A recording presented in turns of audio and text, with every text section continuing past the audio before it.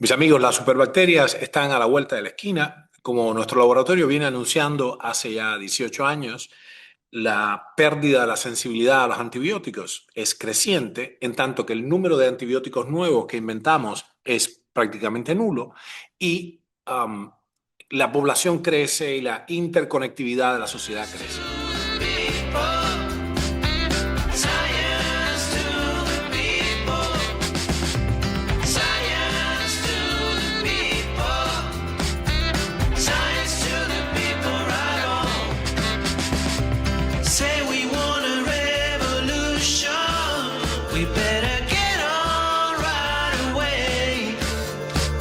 You on your feet and into the street, singing science to the people, science to the people, science to the people, science to the people, right on, science to the people, right on. Esto es entonces lo que se ha dado a llamar la emergencia de las superbacterias, y que es esencialmente una colección bien conocida con nombre y apellido, no es una cosa ignota, un extraño patógeno nuevo, son patógenos de toda la vida, ¿ah? De toda la vida, con nombres y apellidos, que de pronto ya no responden más a los antibióticos con los que en las últimas décadas supimos tratarlos. Bien. Como ustedes ya saben, nuestro equipo ha hecho un trabajo específico epidemiológico en el área de la antropología médica y la epidemiología relacionada con el cáncer y otras patologías neurodegenerativas. Es muy claro que ha habido del siglo XIX al XX una transición epidemiológica, eso ha sido monumental. Ustedes fíjense que la mortalidad, gracias a la medicina moderna, bajó a la mitad. Pero noten que en esa época, hace un siglo, 120 años, las primeras causas de muerte eran esencialmente infecciosas. Estas: neumonía, gripe, tuberculosis, infecciones gastrointestinales. ¿Bien? Entonces, bueno, esto lo que estamos planteando en nuestro laboratorio, por los números que de inmediato les mostraré, realmente tengo limitaciones en lo que puedo mostrar hasta que publiquemos el paper revisado por los pares. Son sendos papers distintos, de diferente naturaleza, en diferentes journals científicos, pero bueno, están en curso. Así que vamos a tratar de sacar algo práctico de acá. Fíjense qué cosa tremenda.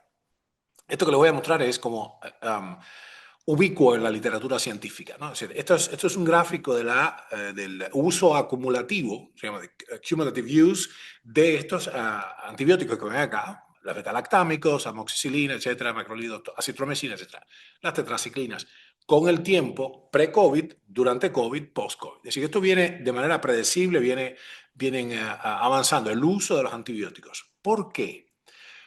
Esa es una cosa más difícil de explicar solo viendo el gráfico, pero les puedo adelantar que el resultado de este paper, lo saqué de un paper, esto no es mío, es un resultado publicado, es que hay que usar cada vez más porque cada vez son menos eficaces. Es así. Este otro paper, esto es específicamente en India, que a mí me llamó la atención porque uso justamente cefixime, que es una cefalosporina de tercera generación. Esencialmente en 12 años subió 400% la resistencia, o sea, son mucho menos eficaces. Fíjense, contra Escherichia coli, contra Klebsiella pneumoniae, contra Salmonella typhi, contra Neisseria gonorrhoeae. Es decir, gonorrea, Salmonella, Klebsiella, neumonía, Escherichia coli, son bacterias conocidísimas todos los días y cada vez, pero de manera, fíjense el ángulo, por favor, miren el ángulo de la curva. Estamos hablando de 45 grados de ascenso.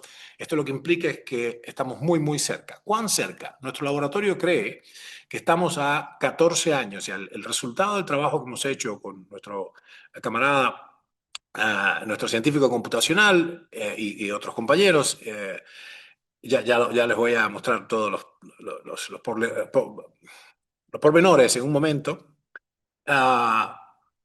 Es que estamos a 14 años de la panresistencia. Esto es así, universal. Es decir, vamos a tener la emergencia simultánea en múltiples continentes bueno, básicamente de bacterias de todos los días que de pronto ya no son sensibles a nada. Esto es con un margen de error de más o menos 3 años, más o menos 3 años. Esto es, en 14 años más, estamos en un punto ya cercano a la asíntota siendo 90, 80, 90% de deterioro de la eficacia antibiótica, estamos en un punto crítico, o sea que estamos realmente con problemas. ¿Por qué es esto? ¿Por qué las bacterias de pronto tienen esta maldita obsesión con acomodarse a todo lo que hacemos? Yo lo había notado digamos, el propio descubridor del primer antibiótico de la penicilina, ¿no? Alexander Fleming había dicho, cada vez que inventamos una cosa nueva, una variante nueva, un antibiótico nuevo, las bacterias se adaptan, los gérmenes patógenos se adaptan rápidamente. ¿Okay?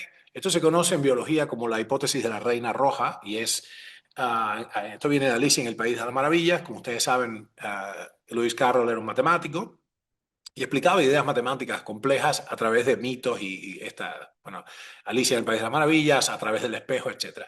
Lo que dice la Reina Roja, de Queen of Hearts, la Reina de Corazones, lo que dice es, en mi lugar, en este reino, solo para permanecer en el lugar en que estás tienes que correr. ¿No? Para permanecer quieto tienes que correr. Si te paras, pierdes el lugar. ¿No? Es como si estuvieras en una de estas cintas transportadoras de los aeropuertos. Bueno, ¿qué implica esto? Que en todos los nichos ecológicos y en los económicos, tú y yo tenemos que bregar todo el tiempo para acomodarnos a las circunstancias cambiantes, las bacterias, animales, plantas, hongos, etcétera, mariposas, bichitos, y virus, todo el mundo corre, corre, corre a adaptarse a las cosas nuevas. Bien, así que esto es un hecho biológico, esto no se puede parar. No es que tenemos mala suerte ni que las bacterias son malas, este es el devenir biológico de los ecosistemas.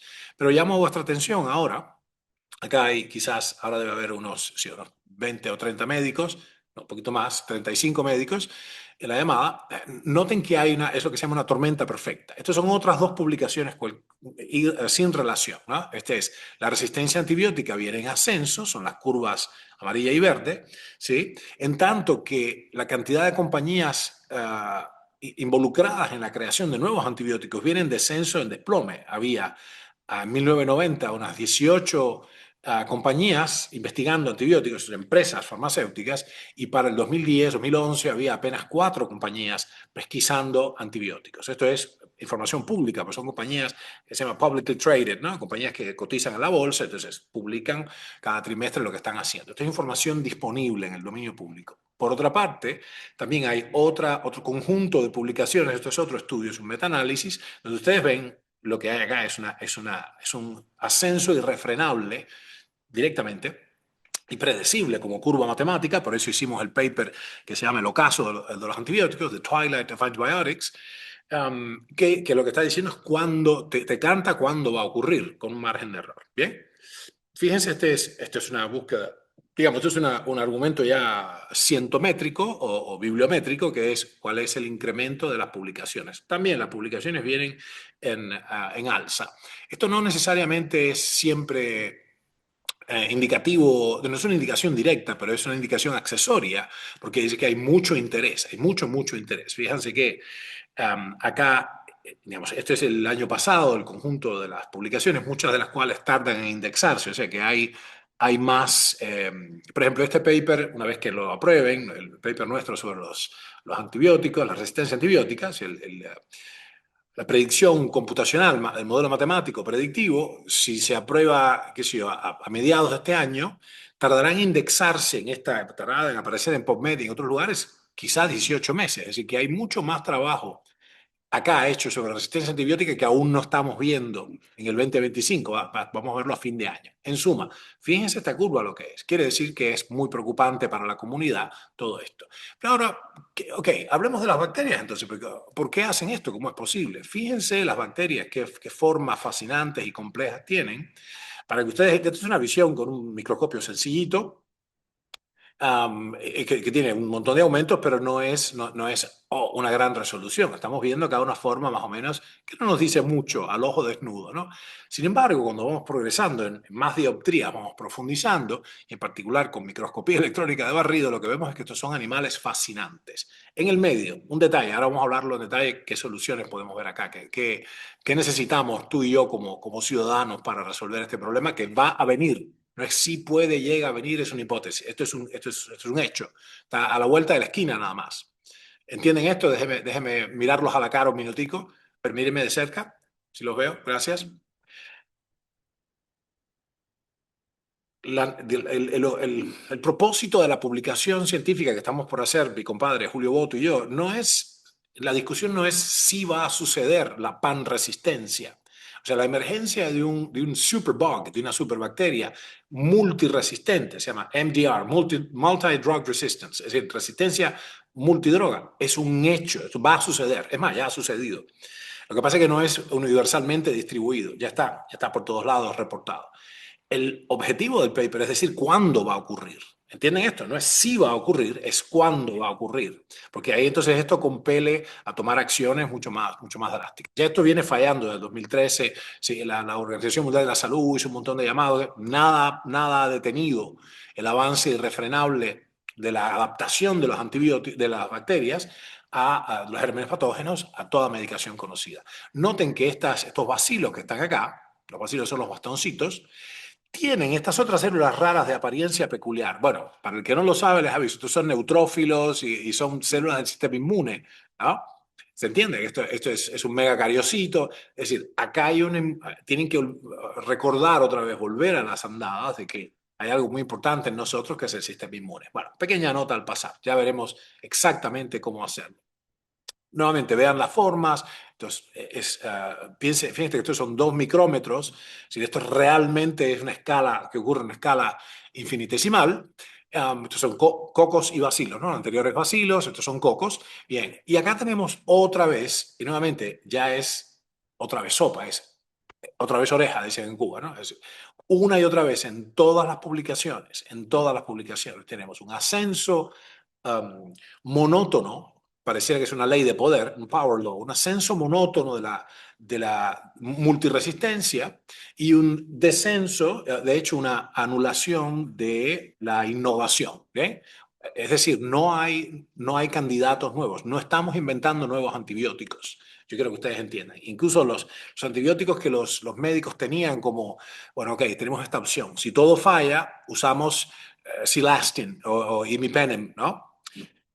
Porque son tremendamente eficaces, aunque a menudo mortalmente tóxicos. Y son tan tóxicos que es verdad que matan a las bacterias, pero también se cargan al pobre pacientico. Entonces, por eso se han tardado en usar y han sido considerados durante los últimos 30, 40 años, yo lo recuerdo desde los años 80 o 90 en realidad, como drogas de último recurso, pero, ok, si todo lo demás falla, tenemos las cefalosporinas, o tenemos, vamos a decir, en un cuadro donde tengo un sujeto hospitalizado hace 6 meses, yo lo he visto todo el tiempo yo, con que si una Klebsiella neumonía irrefrenable, por lo menos nos queda Cilastin, o nos queda Imipenem, o nos quedan cefalosporinas. Yo, de hecho, tengo un familiar amado, una de mis niñas que se salvó la vida con cefalosporina. O sea, no había manera, cuando tenía 3 añitos, esto fue hace 20 y pico de años, no había manera de sacarla, estábamos nosotros exhaustos, llevaba 10 días con fiebre continua, y estaba demasiada, es una chiquita que tiene muchos problemas, nuestra hija menor, ¿no? Problemas madurativos y todo, y las cefalosporinas la salvaron de un día para el otro. Yo tendría 2 hijas en vez de 3, gracias a Dios. Va. Esto va a no estar más disponible, mis amigas y amigos. Bien, ahí ven, colimetistato, todas las cosas que hemos dicho, wow, esto es una bomba de neutrones, pero siempre nos queda, siempre tendremos París, ¿no? No, aquí no es. Ahora fíjense esto. Otra publicación más, por eso le digo, y además ni siquiera es reciente, es del 2019 esta publicación, y estaba indexando hasta 2018. Entonces yo me acuerdo de este gráfico, capturé este gráfico yéndome hacia Londres, a la NIH, hecho una serie de reuniones que tuvo mi laboratorio en ese momento con el Instituto Nacional de Salud británico, es una colaboración que había entre ambos países. Me acuerdo de haber capturado la foto en ese momento, ¿no? Bueno, ¿qué te cuento? Que esta es la curva solamente en los Estados Unidos y en el mundo entero de la resistencia al carbapenem, otro antibiótico socorridísimo. Ya en ese momento, cuando hice esta primera comunicación, um, en la base nacional de datos de resistencia antibiótica, organismos con resistencia antibiótica, ya estaba dicho así hasta la saciedad. Tenemos un problema en ciernes. Bueno, mis amigos, el problema ya llegó. Noten de inmediato, ahora yo les mostré estas fotos anteriores como de fotos aéreas de las bacterias. Ah, qué lindas, son como palitos, son como bolitas. No, no, no, no, no, no. Esto que te muestra acá es un esquema real a nivel molecular. Ya esto es con microscopía electrónica de barrido. Esto, por supuesto, es un esquema artístico, pero es 100% idéntico, estructuralmente idéntico a la realidad. Esto que ustedes ven acá es un motor fuera de borda bacteriano. Esto es un paramecio, esto que se llama flagellum. Y flagellum es este motor molecular mueve ese flagelo, esta colita que tiene así, y es lo que propele al microorganismo en el medio acuoso en el que vive. Fíjense la complejidad increíble de este motor molecular. Bueno, esto ocurre a nivel, acá lo vemos, este es un bichito parecido, una bacteria de estas, más o menos, ya dijimos, 2 micrones, ¿no? Ok, y entonces tienen estas complejísimos motores moleculares. ¿Ustedes creen que no tienen cómo adaptarse a las cosas que les hacemos? Bueno, absolutamente sí. Por fortuna, como nosotros no llegamos ayer a este planeta, la humanidad no nació ayer. ¿Está claro? ¿Se acuerdan de ese post del 2020? La humanidad no nació ayer en el doble sentido, en la doble acepción de que primero, no somos bobos, ¿ok? Estuvimos un poco confundidos en el 2020, ciudadanos y médicos, todo el mundo confundido, porque le faltaban los fundamentals, pero no somos bobos, no nos pueden engañar todo el tiempo. Un pedacito del tiempo sí, pero todo el tiempo no. Pero la segunda acepción de la humanidad no nació ayer es que tenemos una memoria inscrita en el ADN, no necesariamente en los segmentos codificantes para proteínas, sino en las otras partes del ADN, que considerábamos unas décadas atrás ADN basura. ¿Se acuerdan? Junk DNA, ¿se acuerdan los médicos? O sea, ADN basura. En realidad no se entendía la función, pero ahora se entiende que son sitios de memoria, como los quipus de las culturas precolombinas, donde se preserva una memoria de antiquísimas victorias. Escuchen esto, en nuestro ADN están inscritas físicamente en líneas de código, adenina, guanina, citonina, citosina, inventé una base nitrogenada, están inscritas los recuerdos, fragmentos de material nuclear, de material genético de virus, bacterias, hongos que nos atacaron y a los cuales vencimos. ¿Bien? Por eso la primera edición del libro Inmune se llamó Victoria de la Inmunidad Humana, porque me daba por el vaso que plantearan que no teníamos nada que hacer, que las únicas soluciones venían de afuera. En realidad nuestro sistema inmune, que aquí les pongo, tiene todas estas, de la parte de la batería antiaérea nada más, y todas estas células inteligentísimas, puede hacer mucho. Ojo al piojo, una de las cosas que necesitamos, y lo vamos a ver de inmediato, es restablecer la capacidad ya estructural del cuerpo de funcionar. Esto es un pedazo del timo de un joven y el timo de una persona mayor, donde hay atresia del timo, la glándula esta retroesternal que está acá, que es la que instruye, donde se entrenan los linfocitos T. Por eso se llaman linfocitos T, por el timo. Bien, entonces bueno, todo esto hay que tenerlo en cuenta y también el terreno. Esto es una idea de paso, después vamos a hacerlo concretamente con instrucciones específicas, ¿no? Pero es el terreno. Las bacterias no tienen su vida acá, no ocurren in abstracto, ocurren, como ven, entreveradas con nuestro tejido. Esto es un pedazo de un epitelio de alguna parte, no tiene importancia. Lo que importa es que hay un diálogo, una conjunción entre las bacterias y los tejidos del portador, el hospedero en este caso, que soy yo, ¿no? Entonces hay que fortalecer al hospedero, eso es lo que quiere decir esta idea. Bueno, vamos a ver qué 4 cosas rápidamente tenemos que tener en cuenta. Son 4, anota, para eso fuiste a buscar el papel. Lo primero que vas a tener que tener acá, acuérdate que yo espero que inventemos cosas nuevas, pero por ahora, por el lado de los antibióticos, se agotó. Se agotaron las posibilidades estructurales. Y acá no es inteligencia artificial, nada de eso. Se han agotado los materiales, ya no dan más. Esa línea de razonamiento no da más. Como decir, la rueda o qué sé yo, el motor de combustión interna. Bueno, ¿hace cuánto que existe el motor de combustión interna? Hace unas cuantas décadas, ¿verdad? Lo hemos hecho tan bueno, tantas veces más eficiente que al inicio de la era del automóvil, que bueno, le sacamos, qué sé yo, 350 kilómetros por hora, frente a 2 kilómetros por hora en 1898. Good. Pero ya no da más. Si nosotros queremos ahora un auto que vuele o lo que fuera, otra cosa, ¿vale? Estamos confinados con un automóvil al grid bidimensional de la calle, vamos a necesitar otra naturaleza de cosas. Los autos ya son todo lo buenos que pueden ser. Fíjense la aviación que ha mejorado, se ha optimizado muchísimo. No hay, de hecho, ya no hay ni siquiera, hemos retrocedido, no hay aviación comercial supersónica. cuando el Concorde se retiró. Así que los aviones, que fueron un ascenso meteórico, la tecnología de los hermanos Wright hasta en los años 60, que aparentemente estuvimos cerca de la Luna, maybe, um, ya se ha estancado la tecnología. Esto es común en las ciencias, uno hace un ascenso meteórico y después hay un estancamiento. Bueno, ¿qué quiere decir esto? Del lado de los antibióticos, mis amigas, mis amigos, ya no dan más. Entonces, a menos que inventemos una categoría radicalmente diferente de agentes antimicrobianos, vamos a tener que hilar fino, ¿no? Entonces necesitamos micronutrientes, esto es, el sujeto que se va a infectar tiene que estar muy fuerte, esto cambia todo, ¿ok? Número uno, micronutrientes. Número dos, antimetabolitos. Este es el segundo paper que estamos presentando, que tiene que ver con terapia metabólica de las enfermedades infecciosas, de los agentes bacterianos, ¿no? Antimetabolitos, esto es una cosa particular.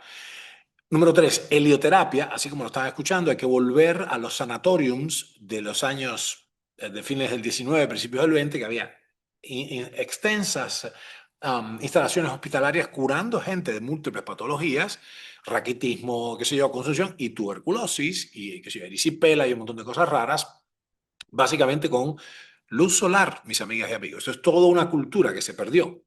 Sin embargo, de hecho, dio paso a una especie de heliofobia que hemos discutido y hay, ya ustedes saben, qué sé yo, hay muchos comunicadores, hay médicos, científicos y muchos comunicadores que ustedes aprecian mucho, de hecho son amigos, que han hablado hasta la saciedad de la locura que es esta fobia contra el sol, esta heliofobia, ¿no? Es un disparate. Bueno, y finalmente los bacteriófagos. Esto ya era un asunto atractivo en los años 80, cuando yo todavía vivía en Cuba, y ya había gente que estaba en lo que después fue una zona de guerra, que es Ucrania, ya estaban trabajando con esto y es que algunos virus específicos liquidan bacterias. Es más, para cada bacteria en existencia, para cada categoría de bacteria, para cada especie de bacteria, hay un bacteriófago. O sea, para cada quimera hay un Belerofonte, para cada dragón hay un San Jorge, ¿se entiende? O sea, vamos a ver si es posible,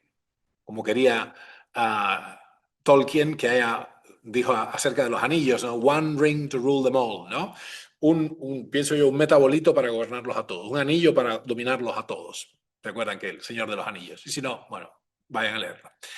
Estos son los bacteriófagos, como yo lo voy a mostrar primero, porque esto está en el campo de lo posible, um, pero menos probable en esta década porque se está demorando mucho esto. Y hay varias compañías trabajando en esencialmente categorizar y producir los virus bacteriófagos que matan, qué sé yo, a 2/3 de las bacterias del océano todos los días, ¿no? O sea, los virus bacteriófagos mantienen las bacterias a raya en todo el planeta y en tu cuerpo también, y en el mío, ¿no?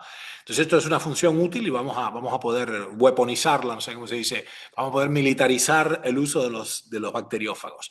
Pero son estos que ven acá, estos son bacteriófagos, esto es una foto real, ¿eh? Retocada la de arriba, pero este es real. Nuevamente, microscopía electrónica de barrido. Esto es un fago T4, a lo mejor hasta se acuerdan de esto en biología de secundario, fago T4. No parece una nave espacial. Bueno, y esto es otra vez fago T4. Los bacteriófagos, en este caso el fago T4, bueno, como un cohete espacial. Ok. ¿Por qué les muestro esto? Porque esto está ahí a la vuelta de la esquina, pero por lo menos que yo sepa, en Occidente no tenemos acceso todavía. Esto es inmensamente fascinante, estamos así muy, muy cerquita casi, lo podemos tocar con la mano. By the way, mi laboratorio no hace nada de esto está muy lejos de la capacidad tecnológica que nosotros podemos tener, pero muy lejos.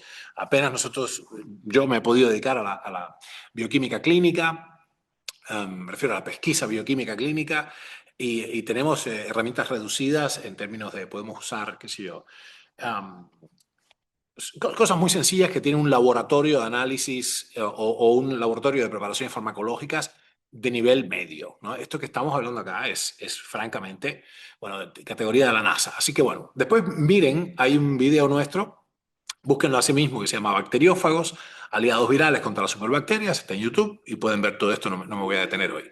También pueden ver superbacterias, nutrición y medicina racional, es porque hay un elemento acá interesante que tienen que ver acerca de la aritmética detrás de todo esto. Les doy tarea para el hogar para que no se me incomoden. Vamos a ver entonces en un minutico más las preguntas y respuestas, pero Les quiero mostrar en términos de, volviendo al inicio, la cuestión de los micronutrientes, la cuestión de los antimetabolitos y la cuestión de la helioterapia. En particular, vamos a ir a la de los micronutrientes. Hemos escrito inmensamente sobre esto. Todo lo que tienes que hacer, esto es gratis, ¿eh? Gratis. Es ir a mi blog, simplemente pones blog, la palabra blog, Ernesto Prieto Gratacos, pum, y vas al blog y ahí tienes, adentro del blog del buscador, pones simplemente micronutrientes o inmune o qué sé yo, las bacterias, la palabra que quieras para llegar, o lo miras simplemente, hay muchísimas cosas. Esto es completamente gratis, ¿no?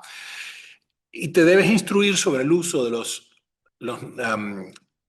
micronutrientes que nosotros llamamos nutrientes inmunoesenciales, que son cuatro esencialmente: vitamina D, vitamina C, zinc y selenio. ¿Bien?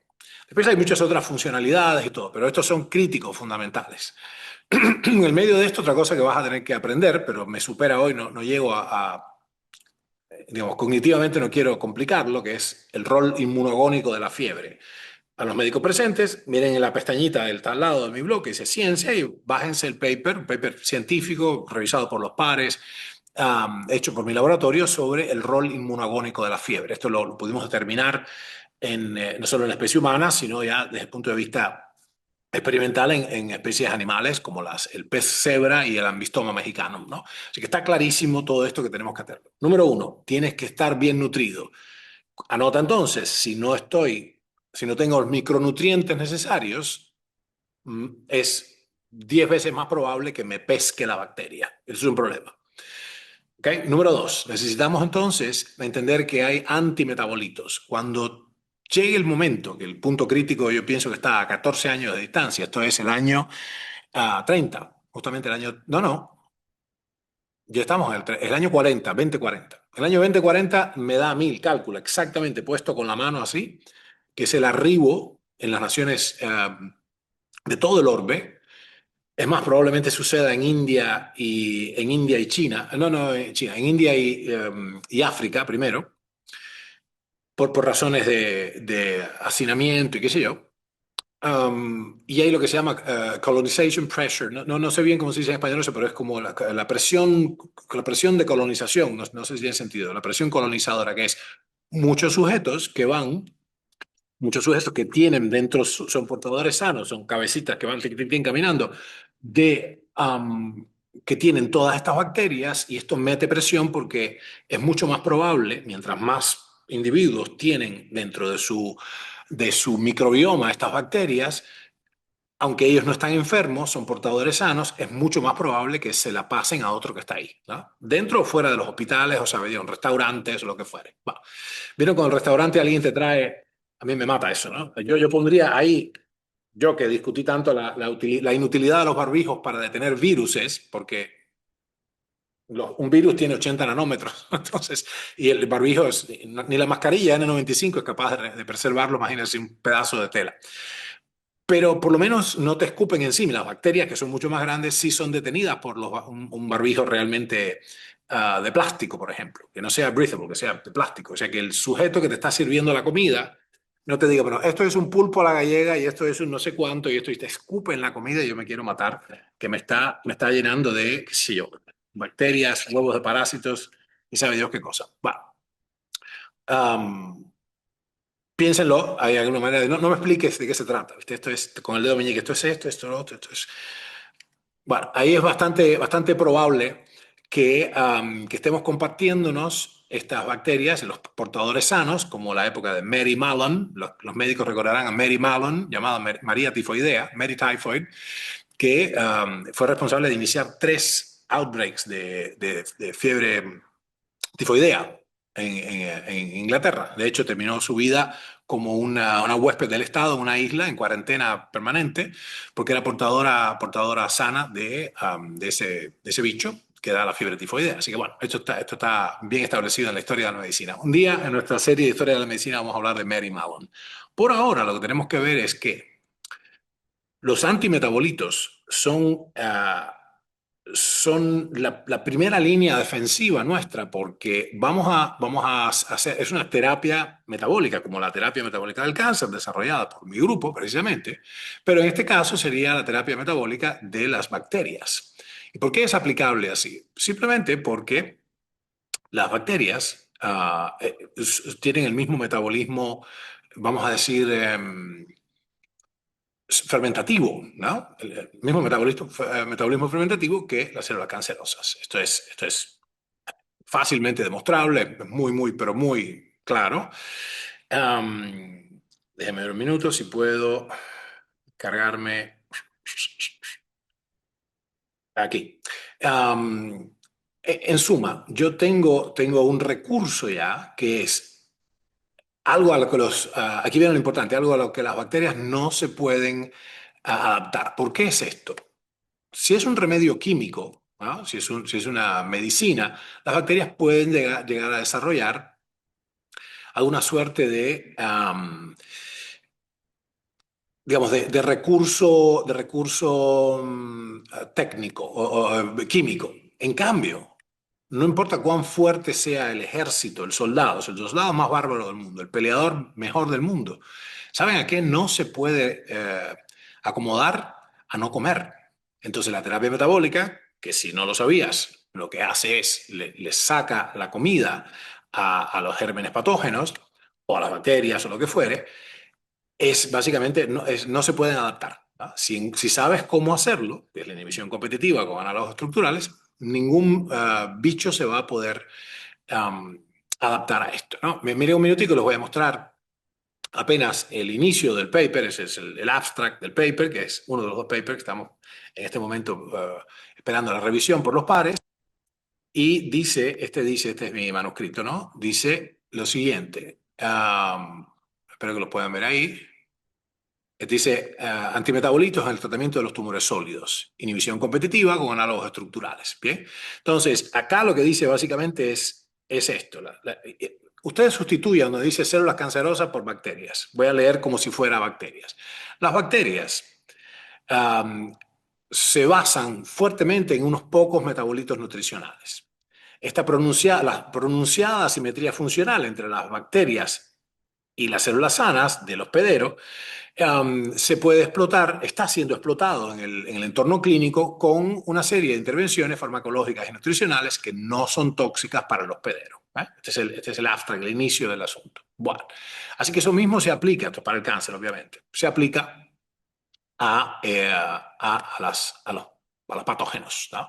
Y ahora fíjense entonces, ok, ¿y esto implica qué cosa? Implica que ustedes tengan acceso a la terapia metabólica de las infecciones bacterianas, ¿no? Terapia metabólica de los patógenos. Bien, entonces hay una serie nuestro grupo ha desarrollado, y esto es un desarrollo de muchos años, ya de más de 2 décadas, hay una corta lista de análogos estructurales de la glutamina y la glucosa y el piruvato, etcétera, que sirven para tratar a todas las entidades cancerosas o bacterianas que tengan un metabolismo fermentativo. Bien, de eso no se van a librar. Además, por cierto, cuando tú quieres hacer yo sé, supongan que hacemos exudado de fauces, agarro un cotonete, hago un exudado de fauces, chiqui chiqui, y lo pongo. ¿Cómo yo cultivo? Yo sé, un urocultivo, un coprocultivo. ¿Cómo cultivo la tos de una persona? Poniendo en un ambiente apropiadamente cálido, en una incubadora, con agar-agar y con azúcar y otros sustratos a la bacteria. ¿Qué estoy queriendo decir? ¿Qué comen las bacterias? Azúcar. Bien, entonces, ¿qué es una de las primeras cosas que vas a tener que sacarle?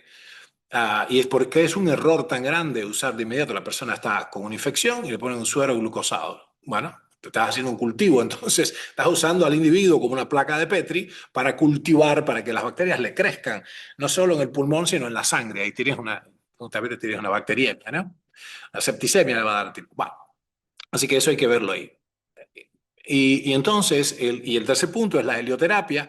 Te voy a referir acá justamente a nuestro canal de YouTube, donde vas a poder estudiar esto con detenimiento. Son no uno, sino dos webinars concretos, donde necesitamos, sin dudas, um, volver a esta técnica, porque lo que va a pasar acá es que vamos a estar otra vez como en 1935.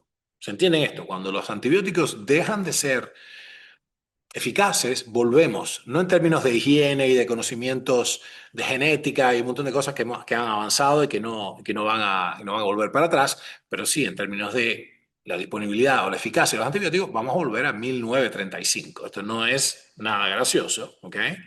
Porque es bastante complejo para los hospitales. Ahora mismo les voy a mostrar también el abstract del segundo paper. Todo lo que tienes que hacer es buscar, entonces, en mi canal de YouTube, acá vas a ver que se llama Nada Nuevo Bajo el Sol.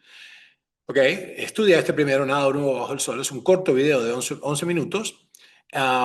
Y después helioterapia. Concretamente es el fundamento, el método, la adaptación y los cuidados que hay que tener y todo eso. Estúdialo porque esto lo vamos a necesitar. Como les digo, auguro la vuelta de los sanatoriums. ¿Ok? Van a volver los sanatoriums para mí. Es así, es una buena manera de tener un centro médico donde puedas hacer helioterapia sin que te lleve preso la policía por exposición indecente, ¿no? ¿Se entiende? Y estés tranquilo y todo, tranquilo, tranquilo. Bueno, este es el abstract del paper del modelo matemático. Esto es dice, voy a traducir, es el ocaso de los antibióticos, se llama el paper, un modelo matemático predictivo de la declinante eficacia antimicrobial y su posible solución metabólica. Y justamente lo que es evidentemente acá, de inmediato es evidente, es que ese momento va a llegar dentro de 14 años, estamos prediciendo esto, es la predicción que estamos haciendo, y dice, bueno, la resistencia antibiótica está incrementándose a un ratio exponencial en el mundo entero. El diseño y aprobación de nuevos compuestos antimicrobianos se ha hundido al nivel más bajo en décadas. Al actual ratio de declinación de la eficacia terapéutica, la emergencia de patógenos extensivamente resistentes, uno o múltiples superbichos pan-resistentes, o sea, gérmenes pan-resistentes, se proyecta que arribará a un punto crítico en aproximadamente 14 años, con un margen de error de más o menos 3. ¿Va? Microbios intratables harán retroceder a los sistemas de salud globalmente y tendrán un profundo efecto en las disciplinas médicas que invariablemente necesitan un control farmacológico de las bacterias oportunistas, tales como la oncología, que descansa fuertemente en drogas inmunosupresoras mielotóxicas, y la medicina de trasplantes. ¿Ok? Súper claro. ¿Bien? No hay para dónde agarrar acá. Entonces, yo no estoy viendo que haya alarmas suficientemente altas en el mundo clásico, en el mundo académico, ni siquiera en los servicios de salud, quizás porque están ocupados con otras cosas. Así que me parece que es un rol importante para los comunicadores llamar atención sobre esto. Esto no es un alarmismo, todo lo contrario. Ustedes saben que soy sumamente positivo, si acaso soy patológicamente optimista, y hay cosas para hacer. De hecho, les he planteado micronutrientes, les he planteado antimetabolitos, terapia metabólica.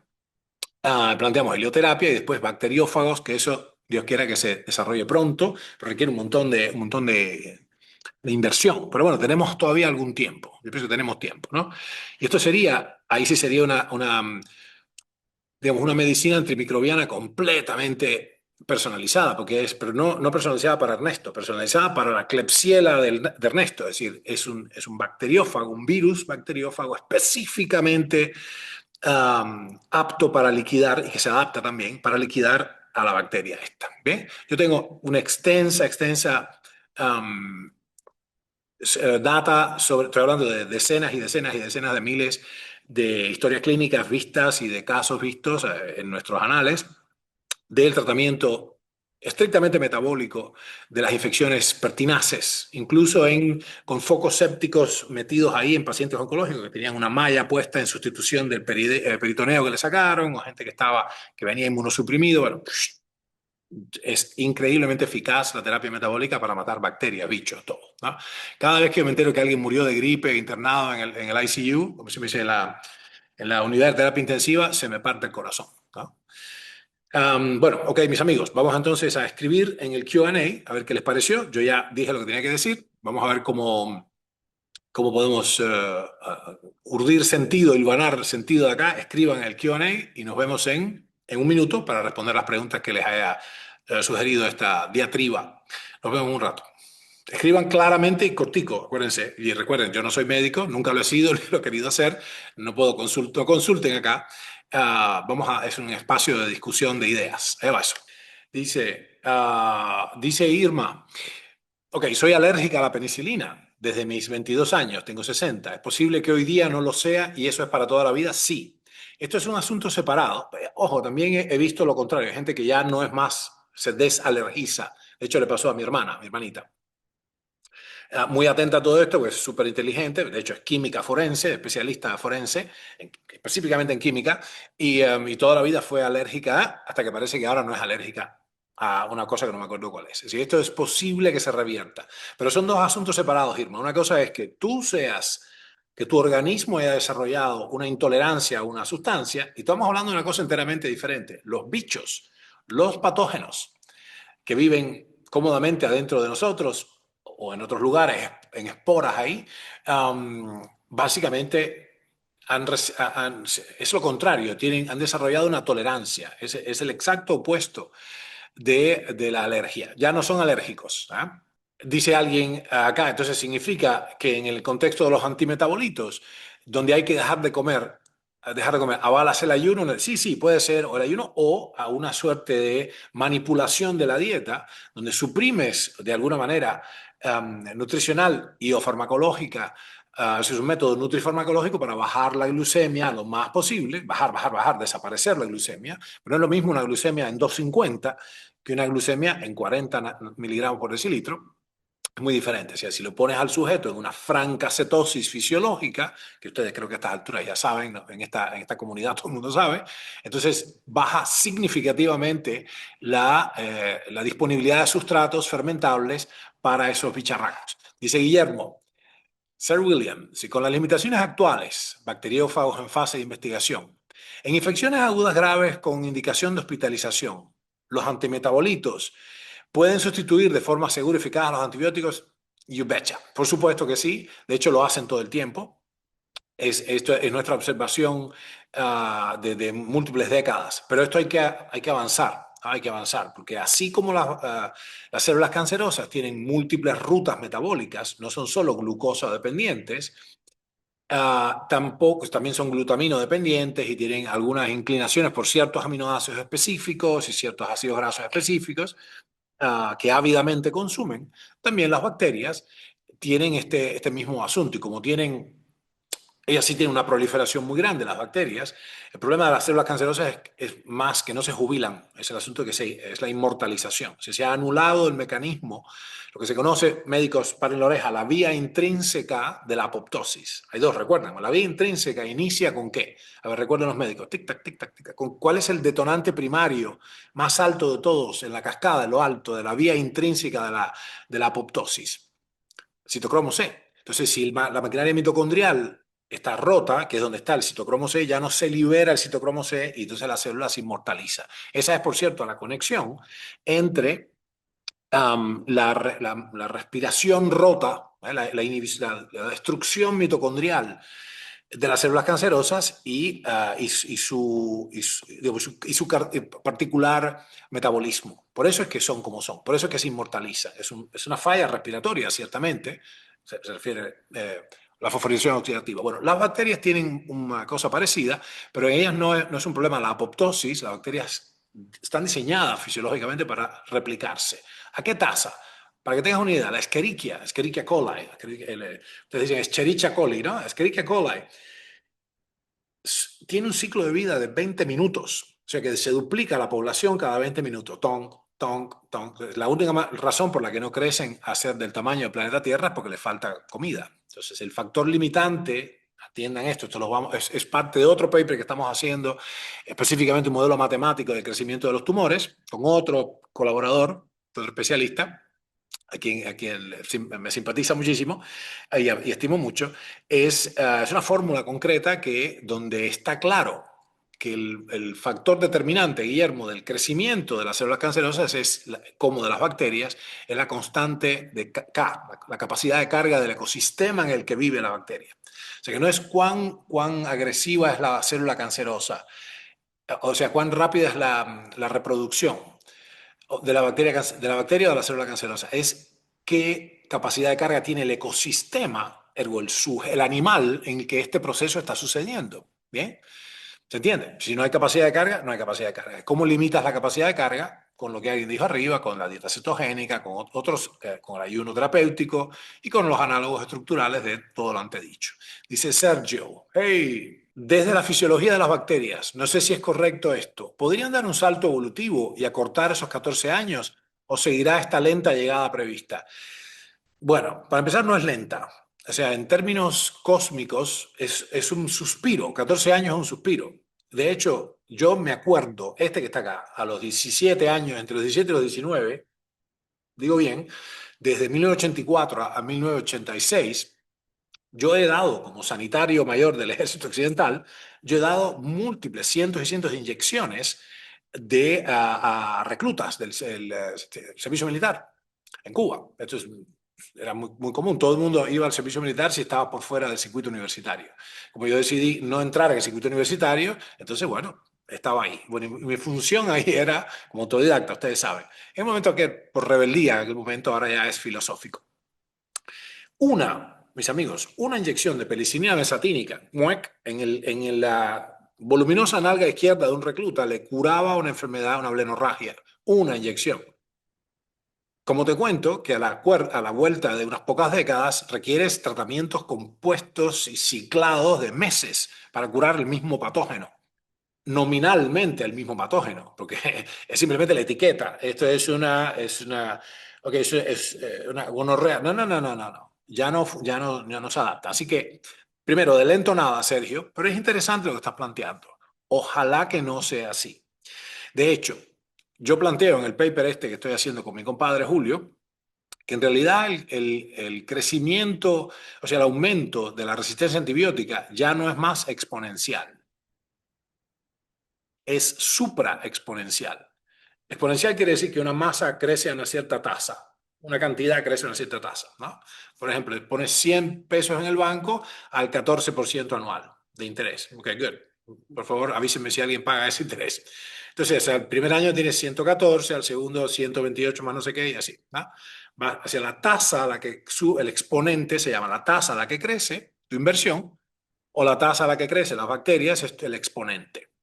Bien, lo que estamos detectando acá es que el exponente está creciendo. Eso se conoce como crecimiento supraexponencial. Esa curva, Sergio, es vertical, termina siendo vertical. Que la boca se te haga a un lado, que no sea así porque nos tiene que dar tiempo. Esto sería un problemón, un recontra problemón. O sea que ojalá que no.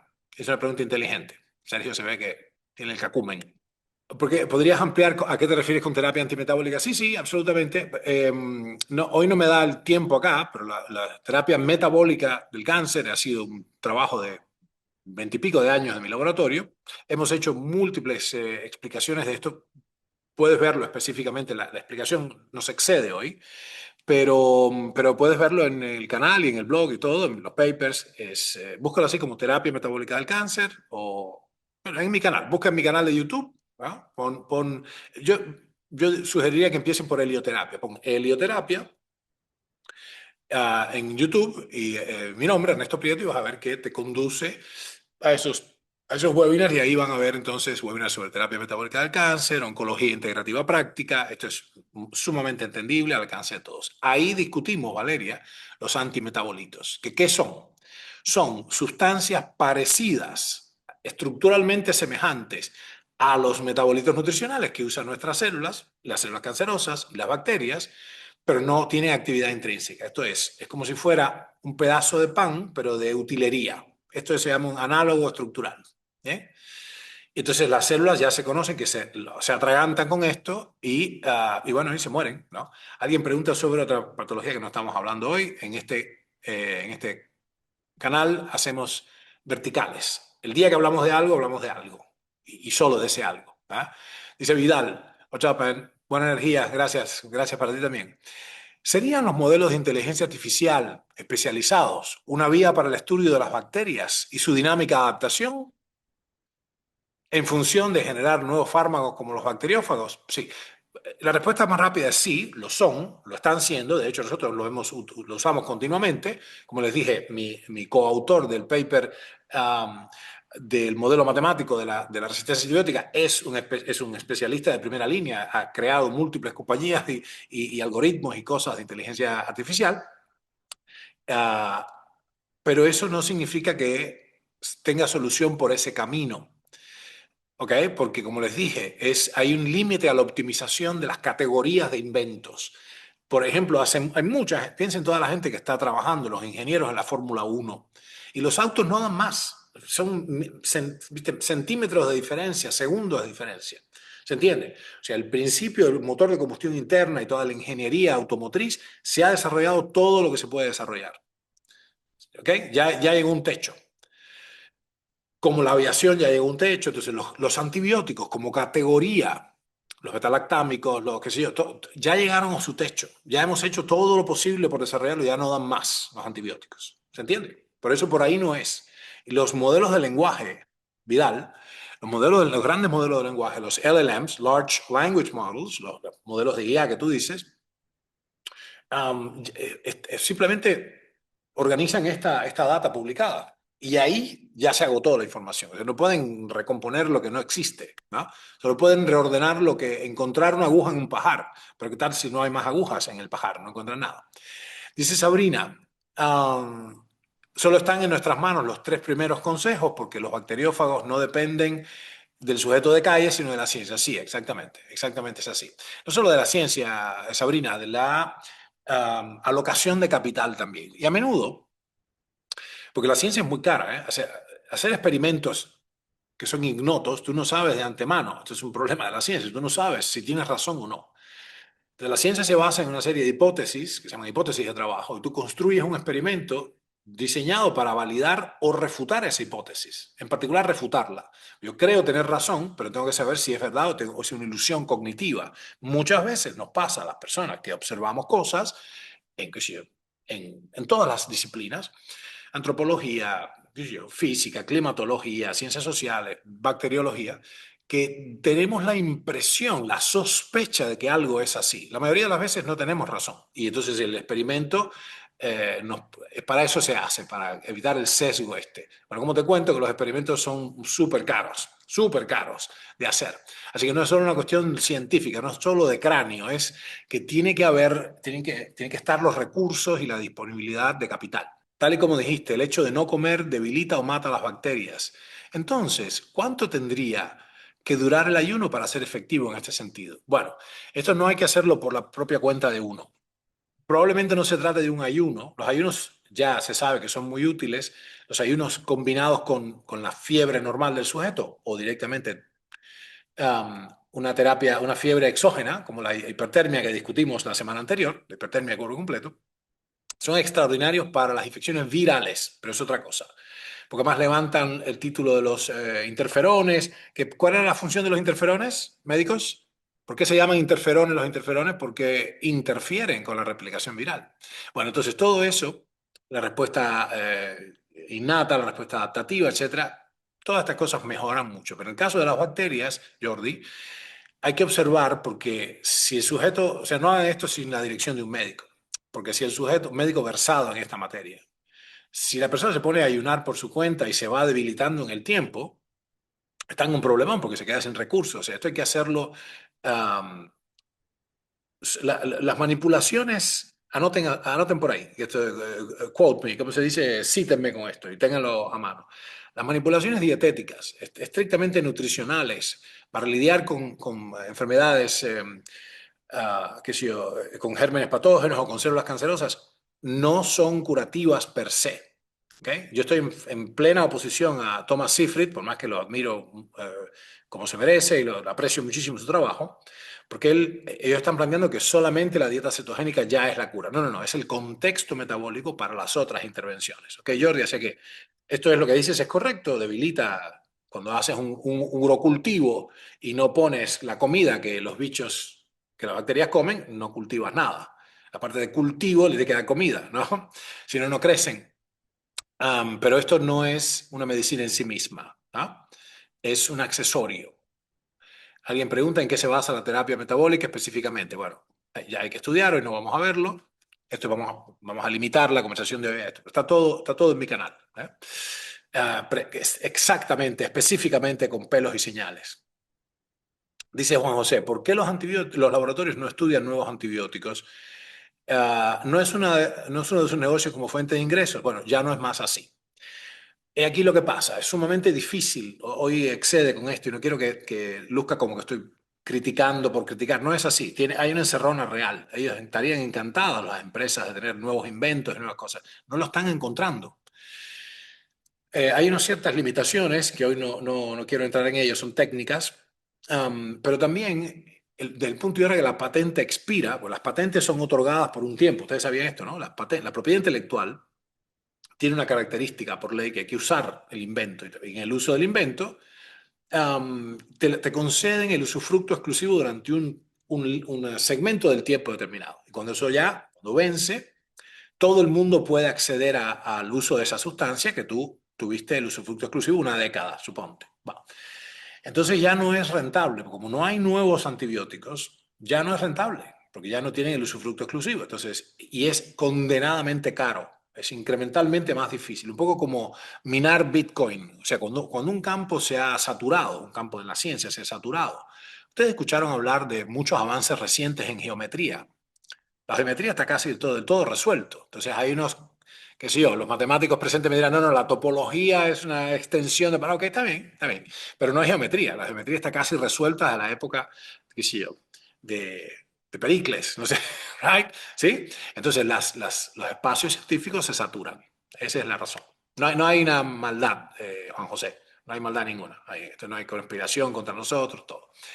Um, Dice Giovanni, ¿qué métodos preventivos sugieres aplicar desde ahora a nivel personal para que los pacientes, para protegernos contra la resistencia? Bueno, um, buena pregunta. La primera cuestión es la salud metabólica. ¿Okay? Para prevenir, para hacer la mejor de las prevenciones contra los patógenos multiresistentes es tener una salud metabólica para arrancar. En segundo lugar, después, tener continuamente una suerte de noción de cómo estoy, cuál es mi competencia inmune. Entonces, en este sentido, por ejemplo, una buena medida es la reposición hormonal bioidéntica porque nos mantiene competentes, en particular las estructuras del sistema inmune, concretamente el timo, que habíamos establecido, que es donde se entrenan los linfocitos T, los killers, ¿se acuerdan? Los linfocitos T killers. Y después también la médula ósea que está en los grandes huesos, que produce glóbulos rojos y blancos, que son justamente los soldados del sistema inmune, ¿no? Así que esa es una manera concreta. Y después lo otro es mantenerte con el conocimiento necesario para, si fuera necesario, o más bien para cuando sea necesario, poder acceder a un profesional de la salud versado en estas intervenciones metabólicas. Parte del trabajo que estamos haciendo nosotros, por eso estamos por hacer en agosto el quinto Congreso Internacional de Terapia Metabólica del Cáncer, para que cada vez más médicos, en particular los que están haciendo medicina funcional y todo esto, que ya están en esa ruta, sepan emplear a fondo objetivamente estas técnicas, porque los vamos a necesitar, ¿eh? Los vamos a necesitar. Dice Verónica, si el consumo de lisina afecta a los virus bacteriófagos. No. Como dijimos en un capítulo dedicado específicamente a los virus, hay varios videos nuestros sobre los virus, el fascinante mundo de los virus, la guerra de los micromundos, etcétera. Lo que queremos aquí usamos estos antioxidantes como el BHT, butilhidroxitolueno o la lisina, como antirreplicantes virales, que son formidables, pero esto no afecta a los bacteriófagos, porque básicamente afecta a los virus que tienen una cubierta lipídica, ¿no? que los enmascara, los acoraza contra la vigilancia del sistema inmune. Así que ningún problema. Quería saber acerca de la terapia solar cuando hay predisposición al cáncer de piel. Ok, no sé qué es predisposición al cáncer de piel, no sabía que existía tal cosa, pero entonces mira por favor, estudia a fondo, empieza por nada nuevo bajo el sol, ve a YouTube ahora, Sandra, nada nuevo bajo el sol, primero pongan esto, todo el mundo, stop, vayan a YouTube, nada nuevo bajo el sol, Ernesto Prieto, en ese orden que estoy diciendo. Cuando aparezca este video, después le van a presentar el otro que se llama helioterapia, ¿no? Estudien todo esto, pero no puedo despanzurrar un tema tan complejo en un minuto. Dice Kacherov, sí, yo tuve un profesor, Pecos Kacherov, profesor de lucha, sí, en la Sociedad Hebraica, muchas décadas atrás, un tipazo. Un gran electricista, además, un conocedor. A lo mejor son familia. Saludos a Pecos Kacherov, si está por ahí. So, Dice Kacherov, alimentación cetogénica es la ideal entonces, para no alimentar a las bacterias, mujeres y hombres por igual. ¿Es una declaración o es una pregunta? Bueno, no sabemos. Ojo al piojo. Um, Puede que sí, puede que no. No te quiero decir que sí, porque no tiemblo al preguntar, ¿será que tenemos la misma concepción de que es dieta cetogénica tú y yo? Probablemente no. Por múltiples razones. Lo que el grueso de la población llama dieta cetogénica, dieta keto, no es ni remotamente cetogénico, en verdad. En todo caso, es no glucogénico, que ya es, como dirían mis padres, una pica en Flandes, ya es un gran logro, pero no es lo que estoy hablando yo. Dice Diego, WhatsApp, ¿cuál es el umbral máximo de tiempo en el cual tener la vitamina D por encima de 90? Ok, unos 40 o 50 años. ¿Ah? 40 o 50 años. Ya más que 50 años no tengas la vitamina D por encima de 90. Pero hay que ver qué quiere decir por encima de 90. Diego, tienes que ver, por encima de 90 puede ser 91 o 901. Entonces, no está bien formulada la pregunta. Come on, man. Diego y yo somos amigos. Lo importante es más bien, más que un número específico, lo que sí es importante es el rango. O sea, escuchen esto. Pregunta a todos. ¿Cuál es el factor? El otro día un médico comentó muy cortésmente, crítico, pero cortés, con un post que hicimos acerca del cobicho. ¿Cuál es el factor, ustedes recuerdan, el factor que explicaba el 98% de la varianza en la mortalidad por SARS-CoV-2? ¿Okay? Genuinamente, muertes genuinamente producidas por COVID. No hepatitis COVID o faringitis, o no sé qué, o pancreatitis COVID o ACV COVID, como todo era COVID, porque obviamente las entidades, los seguros pagaban 2 o 3 veces más si el paciente venía con certificado de COVID. Las reales muertes por gripe SARS-CoV-2, el 2020-2021. ¿Cuál es el factor que explicaba en el momento del diagnóstico? Hago unas pesquisas y ¿qué me explica? ¿Qué podía vaticinar el 98% de la variabilidad de la mortalidad? El nivel de vitamina D. Es decir, si tenías vitamina D por debajo de 20 o 18, no me acuerdo era, eso explicaba el 98% de las muertes. ¿Eh? Más que ninguna otra cosa. Todo lo demás era ruido de fondo en términos de la magnitud del efecto. Acuérdense los médicos, la fórmula de la magnitud del efecto. ¿Eh? Vamos en clase. Ténganme paciencia un minuto las personas que no están entrenadas en esto. La magnitud del efecto o effect size, ¿no? Effect size es ni más ni menos que el diferencial, el delta entre el grupo tratado, vamos a decir el grupo tratado menos el grupo observado, dividido el desvío estándar, ¿no? La fórmula, la magnitud del efecto. ¿Sí? ¿Cómo sabemos que es monumentalmente poderoso el efecto de meterle vitamina D a los sujetos para que lleguen de 18 a entre 60 y 90, Diego, lo que hay que estar entre 60 y 90? ¿Cómo sabemos eso?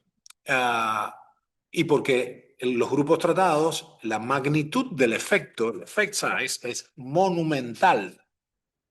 Es muchísimo más grande que el grupo que tiene la vitamina D por los suelos, ¿no? Tiene lo que nosotros terminamos llamando un raquitismo inmunológico. Listen up, raquitismo inmunológico. ¡Auch! Dice, en cuanto a los micronutrientes, dice Aten, ¿ves como esencial las vitaminas D, C, selenio y zinc? ¿Qué fue lo que dije? Exactamente esas. Estamos plenamente de acuerdo. Hay un eco acá. Just kidding.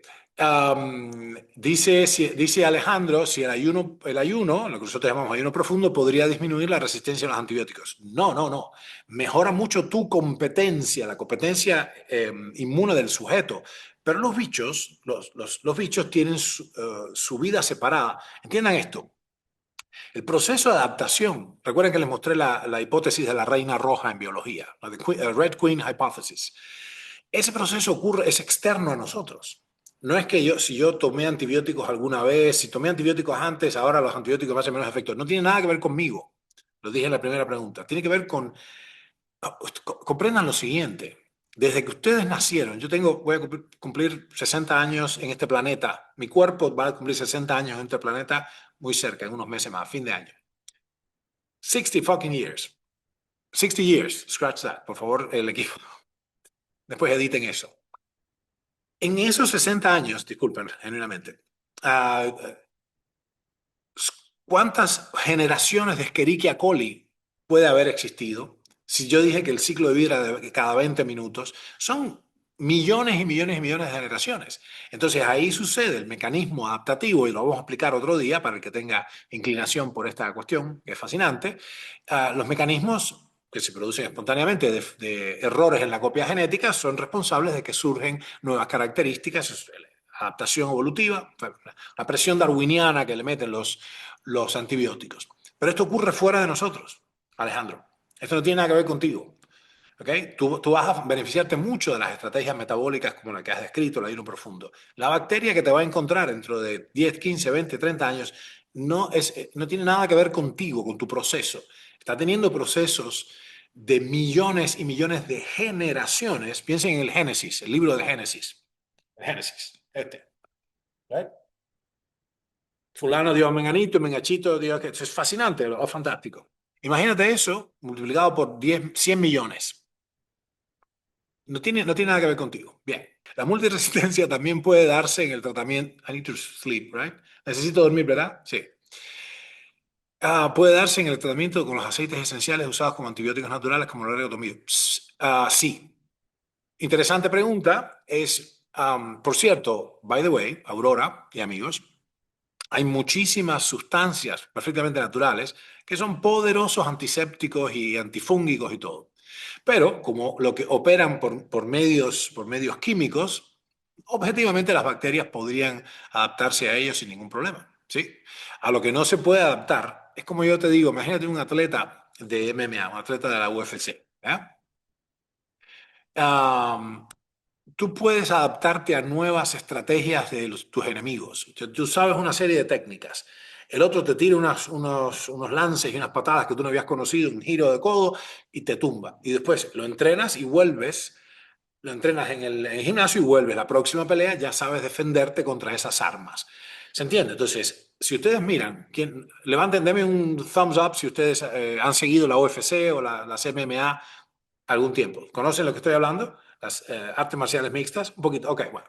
Si ustedes miran el inicio de las peleas de la UFC en 1995, comparado con lo de ahora, la pericia técnica de los atletas de combate ha subido muchísimo. Cuando yo me hice cinturón negro de lucha libre, que es como jiu-jitsu pero sin kimono, había más o menos, eran 270 técnicas del examen del cinturón negro, que es complejísimo. Ahora es 3 veces más eso. O sea que la complejidad técnica sube. Lo que estoy queriendo decir es que los atletas o las bacterias pueden hacerse cada vez mejores y cada vez más competentes. Piensen en un soldado que cada vez tiene más recursos. A lo que no se pueden adaptar es a no comer. ¿Por qué? Ya con esto cierro. ¿Por qué las bacterias y las células cancerosas siempre van a ser, digamos, falibles o sensibles a estrategias estrictamente metabólicas? Porque no pueden violar las leyes de la termodinámica. ¿Ok? Te dejo con esta idea. Las leyes de la termodinámica, primera y segunda ley, la energía ni se crea ni se destruye, y todos los sistemas se desploman a un estado de mínima energía y máximo desorden, dictan que tienes que comer continuamente para mantener tu nivel de existencia. Los guerreros más avesados del mundo tienen que comer. También que el ayuno les puede servir, pero las bacterias no pueden ayunar indefinidamente, los humanos tampoco, by the way. Si no hay ayunos de 900 días, hay ayunos de 9 días. Y algunas personas hay ayunos de 90 días. Son muy escasos en la literatura, pero existen. Nadie ayunó 900 días o 9000 días. Es decir, estos bichos, o las bacterias, o las células cancerosas, si logras cortarle los víveres por vías no solo nutricionales, sino específicamente farmacológicas, con análogos estructurales, que es una de los puntos fundamentales de mi laboratorio, no tienen cómo adaptarse. Pues no van a poder superar la segunda ley de la termodinámica, se van debilitando en función del tiempo por la entropía biológica en este caso, que todos los seres vivientes tenemos. ¿Ok? Bueno, me alegro que hayamos hablado de estas ideas, quiero que estén conscientes de que esto va a suceder, estén atentos a las noticias que podemos ir dando a este respecto y váyanse preparando con el conocimiento, mejorando vuestra salud metabólica, mejorando vuestra competencia inmune y aguzando el conocimiento, porque cuando haya un zafarrancho de combate, que ya te digo que lo va a haber, ustedes van a tener un conocimiento diferencial suficiente y les va a proteger a ustedes y a su familia. Nos vemos pronto, cuídense mucho, nos queremos. Singing science.